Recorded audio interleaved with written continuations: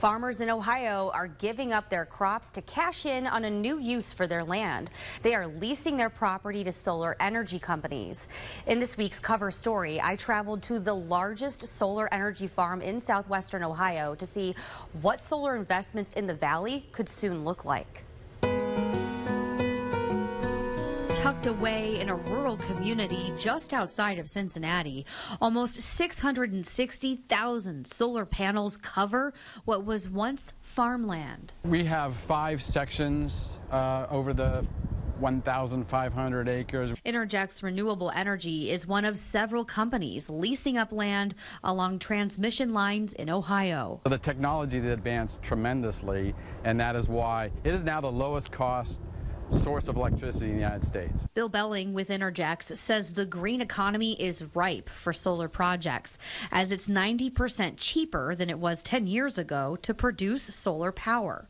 The Hillcrest Solar Farm in Mount Orb generates 200 megawatts, enough to power 39,000 homes. With transmission grids full across the country, untapped states like Ohio have energy companies swooping in, even up in Northeast Ohio, where the sun is not always shining. Could you see solar panels going even that far north? Yeah, there are solar panels up in Pennsylvania, just across the border, upstate New York, New England, similar type of areas.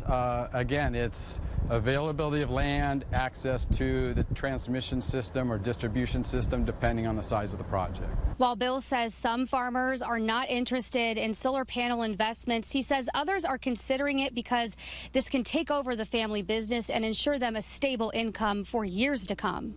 It's a tough business. You're to the vagaries of the weather. They're making the decision versus continuing to farm, how much they make off a farm, and many of them are looking at this as an opportunity to keep the farm in the family. A similar project is in the works in Columbiana County. In fact, the Ohio Power Siting Board has almost 50 large utility-scale solar projects under consideration. It's just more than a fad. It is a long-term trend. The need for power generation basically is huge going forward.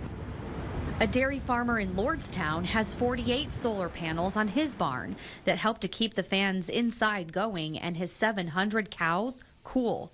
The panels cut his $6,000 monthly electric bills in half. I think the solar panels are a good idea.